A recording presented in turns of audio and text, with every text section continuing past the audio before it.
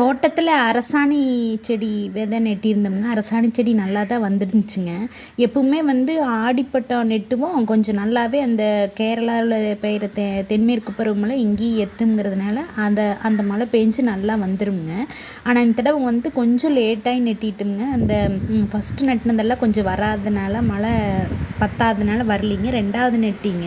அது என்ன ஆயிடுச்சுங்கன்னா நிறைய வைரஸ் தாக்குதலுங்க. அரசாணிக்காய் செடி பரங்கிக்காய்னு சொல்லுவாங்க.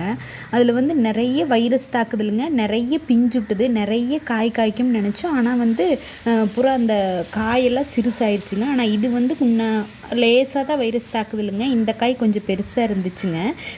அது வந்து கல் சந்தில் ஓரளவுக்கு பெருசாக இருந்துச்சுங்க. நிறைய பக்கம் நெட்டியிருக்கிறோம். அதில் நிறைய வைரஸ் தாக்குதல் இருக்குது, நிறைய நல்ல செடி இருக்குது. இது ஓரளவுக்கு செடிங்க.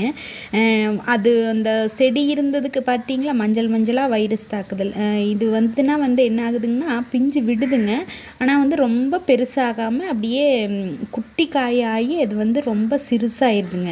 இந்த மாதிரி வைரஸ் தாக்குதல் மஞ்சள் நோவுன்னு சொல்லுவாங்க. வைரஸ் தாக்குதல் விழுந்தால் செடி வந்து தப்பிக்கிறதே இல்லைங்க. ஒவ்வொரு இடத்துல ஓரளவுக்கு நல்லா இருக்குதுங்க.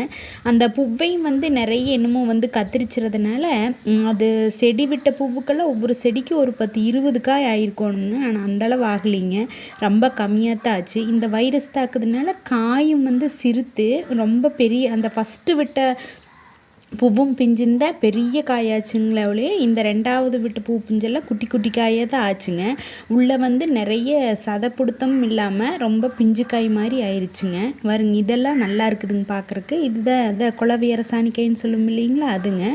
ஆனால் இது எந்தளவு வரும்னு தெரியலிங்க, பார்க்கலாமுங்க.